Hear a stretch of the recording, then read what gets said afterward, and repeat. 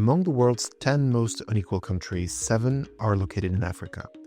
Across the continent, the richest 10% receive 54% of total income. Bottom 50 receive only 9%. That's according to figures from 2019. Africa is therefore an integral part of the global discussion about inequality. And to talk about it today, my guests on this episode of Grandes Lignes are Ande David and Rawane Yasser, both researchers at the French Development Agency, and Murray Leibbrandt from the University of Cape Town, where he's the director of the African Center of Excellence for Inequality Research. Together, they are the lead authors of Inequalities in Sub-Saharan Africa, Multidimensional Perspectives, and Future Challenges. The report was published in Africa Development Forum, a book series jointly published by the World Bank Group and the French Development Agency. Welcome to all three to this episode of Grandes Lignes, the podcast on development research. Grandes Lignes, le podcast de la recherche sur le développement. Your book identifies a number of markers of inequality, and two of those are education and health. And you specifically talk about the way that these two drivers of inequalities shape labor market opportunities for people living on the continent. What are, in your mind, the most effective policy interventions that African government can implement to address disparities in those two areas of health and education and ensure that populations have better labor market outcomes? I'm turning to you first, Rawane Yasser. So in our book, what we try to highlight is exactly this, that inequality is a policy choice. So we know that the level and quality of education can make a big difference in employment and earnings opportunity. But what we also find, and what is highlighted by the research, is that even for people with the same level of education and the same level of health can have different outcomes in terms of labor market outcomes based on their gender, location, or access to networks. So this is where education policies and health policies come in, but this is also where labor market policies come in. So in our policy chapter, for example, we identify what we call inside-the-box policies. So these are the conventional policy-making decisions that change incomes directly. So among these, we find the labor market policies. For example, the most widely used tool in this is the minimum wage. Minimum wage is applied in almost 40 African countries. However, it's alone, this tool is not sufficient. So this is where we find other employment incentives training, public employment programs that enable vulnerable individuals to participate in the labor market. In this type of conventional inside-the-box policies, we also find the social expenditure policies. And among them, we have the cash transfers, which is a very popular tool in African countries and can be a very crucial tool to ensure universal social protection. But what is crucial is to harmonize labor market policies and social protection policies to ensure that we reduce inequalities by giving access to labor market policies. So you'll notice that education and health are absent in these frameworks, and this is what we try to highlight by what we call outside-the-box policies that act more on the structural and systemic side of inequalities. And this is where I turn to Murray to talk about outside-the-box policies. Yes. So this framework is due to a very famous economist called Anthony Agence, that is very useful because it's written in the context of the global north. And it's just acknowledging that we actually have a lot of information about income and wealth inequalities and even the policies that are directed at overcoming those. But the way that inequalities perpetuate themselves, as we were discussing just now in a multidimensional way, makes some of these income policies very, very blunt to confront what's perpetuating poverty and inequality over time. So as Rawane was saying,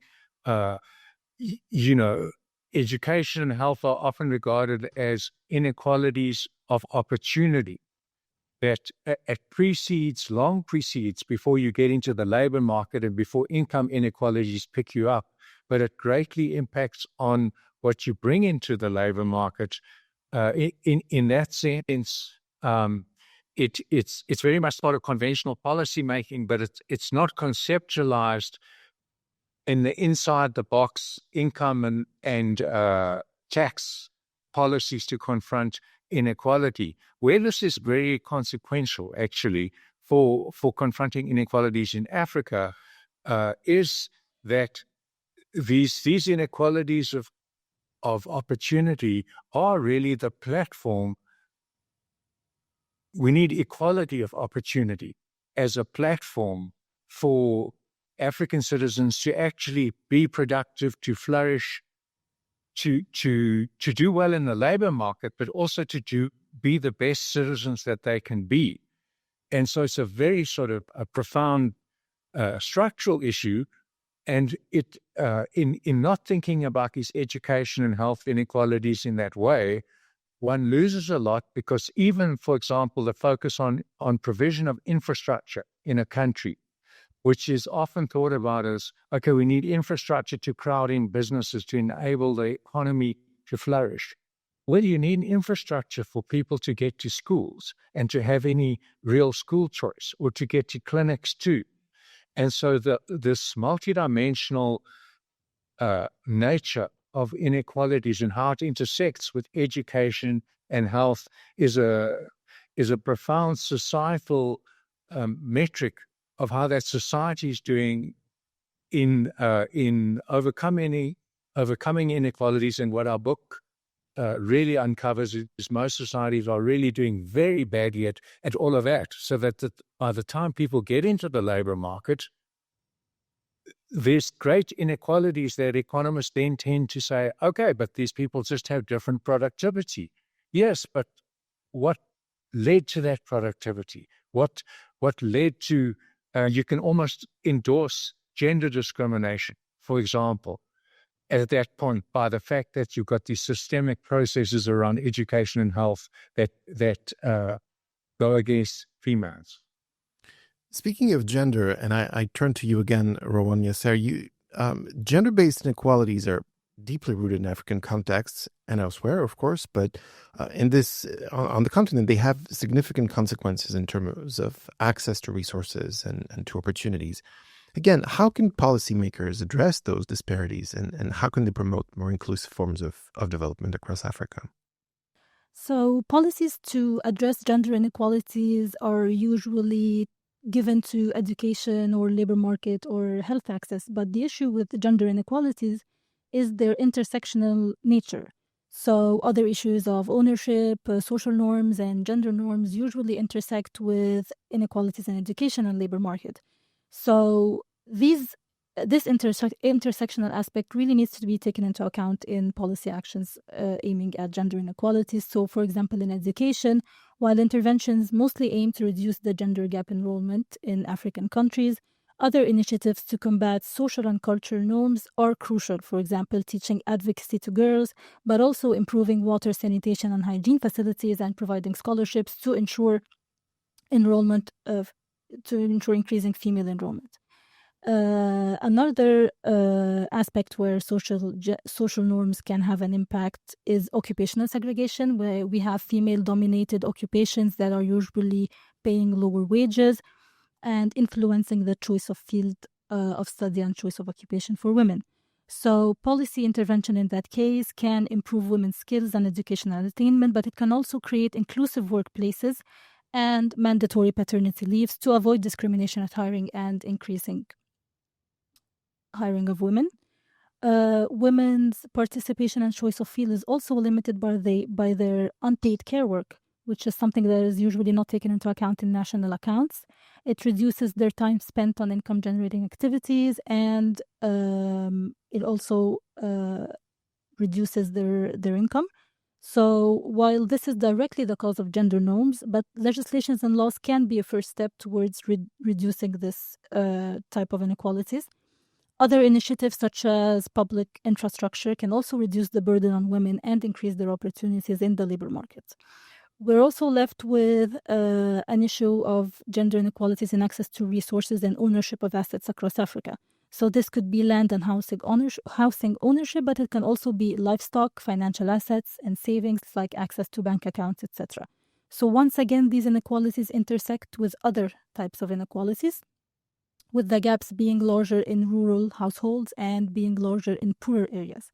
So we need to recognize how important these assets are for women's bargaining position and their position within the households and for their livelihood. So policy interventions through legal systems are crucial.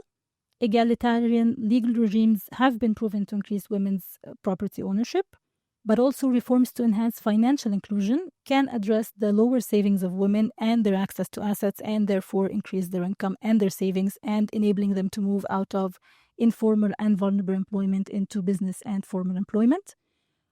Also, legislative reforms can increase women's inheritance rights and improve and increase their empowerment.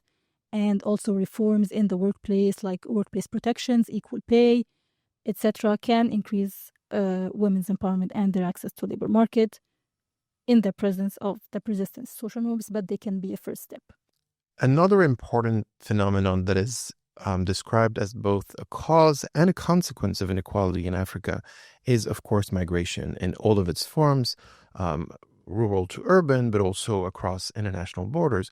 Anda David, could you elaborate on how migration patterns can impact inequalities, both at the household level and at the community level, and talk also perhaps about the policies that can be implemented? International migration has a huge role to play in decreasing global inequality. So we've seen that whenever people migrate to another country, they become much richer, they have much more opportunities. So on the whole, international migration will decrease inequality amongst everyone on the globe. But it also has impacts at the country level. And these can be direct impacts through, for instance, the remittances that immigrants will be sending to their origin households. And these remittances always will reduce poverty through different channels. So they can increase consumption, they can increase food security, they can allow for entrepreneurship, they can allow also for an increase in opportunities such as education. Very often remittances pay for education, for school fees. So they will always have a positive impact on the revenues or the consumption of the origin households. What the literature shows is that as migration becomes a more global phenomenon, or even it becomes more intense at a country level, migration costs will decrease, especially through networks, and the poorest or more vulnerable households will be able to also send migrants. And for instance, Margolis and his co-authors, they show that for the case of Algeria, migration actually decreases inequality.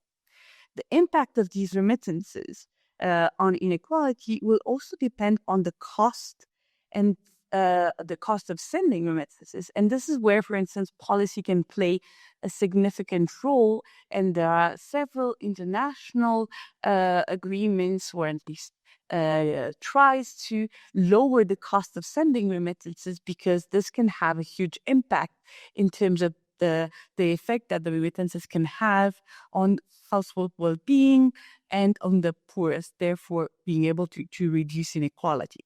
A bit more complex, and there are fewer studies on this, but remittances can also have a distinct impact on inequality depending on the migrant that left and whether these remittances can compensate for the loss of the potential wages or earnings that the migrant could have brought in the origin household. Now, we have also more indirect impacts of migration that will mostly be through labor market. And here we see very different impacts between origin and destination countries. This will depend on whether the migration is high-skilled or low-skilled and how it is complementary to the local labor force. So what we saw in some countries is that migrants could actually take the more low-skilled jobs, therefore increasing the labor mobility of the nationals, of the local labor force, and allowing them to get higher earnings for for their participation in the labor market, therefore reducing inequalities amongst nationals. For internal migration, I will leave the floor to Rawane. Yes, so Africa is also characterized by very rich flows of internal migration. This we observe with rural to urban migration, which are significant. So once again, here inequality plays a role because the labor market income differentials and the rural-urban wage gap are considered by the research as the main driver of internal migration. So the prospect of higher income in urban areas, especially for the youth who face higher unemployment rates than other age groups, often see migration as their only chance of social mobility. And this is not only inequalities in terms of income, but also inequalities in access to electricity, paved roads, educational opportunities, health access, and technological development. And what we also see is that these internal flows are accelerated by climate change. We know that Sub-Saharan Africa is among the most impacted regions, and rural to urban migration has increased recently as a response to climate shocks. And this involuntary migration from rural to urban areas is expected to increase even more in the coming times with more climate shocks and droughts in Africa and the region. Thank you. I want to end this episode with the, of course, increasingly central topic of climate change. Africa is disproportionately affected by climate change, as we know, and this exacerbates existing inequalities, as your book shows. What strategies, what actions, according to you, are needed to ensure that climate adaptation, that mitigation policies are equitable, and that they do not involuntarily further deepen existing inequalities? On to David. So what we saw in the literature specifically on Africa is the key role, for instance, for agriculture, not only because most of the impacts are actually around agriculture, so this poses quite a few challenges in terms of food security, but also in terms of disposable income and assets and income sources, but also because a significant proportion of the population in Africa is still dependent of the agricultural sector for their incomes. This means that interventions that have to do with the adaptive capacity of food production systems are especially important, and these interventions go from farmer training programs to enhance technological advancements, and they can have a catalytic impact in terms of adapting to climate change, whilst ensuring that the high vulnerabilities of the poorest are not even further worsened. We then have all the interventions that are in the social policy domain, such as adaptive social protection mechanisms, but also simply social protection and public employment programs. What we see very often is that either if we talk about adaptation per se, or maybe even more mitigation measures, such as those around the just transition, just energy transitions, people almost don't see from the start social protection as being one of the pillars of these interventions. And what we see, and we see it quite clearly in South Africa, for instance, is that social protection schemes and specifically public employment programs, for instance, can play a key role in ensuring that people are not left behind in a transition that is very often either driven by technology or that is being driven by the urgency of climate change. Access to credit can also improve resilience by allowing households to either change livelihoods or simply diversify their incomes. And I think a point of attention that we're trying to bring is that of the maladaptation, because it can redistribute vulnerabilities.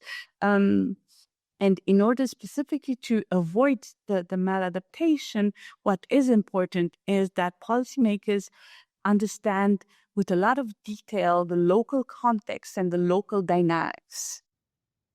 Well, I mean, Yeah, I'll just add to that point a little bit, and where it's in the spirit of our book to try and recognize the fact that people in all country contexts are active agents trying to do the best that they can in the world. And the book on the inequalities tries to spell out how the inequalities limit people's options. And this really becomes a very useful framework in looking at what's called adaptation, or sometimes even the adaptive capacity that people have to respond to climate change.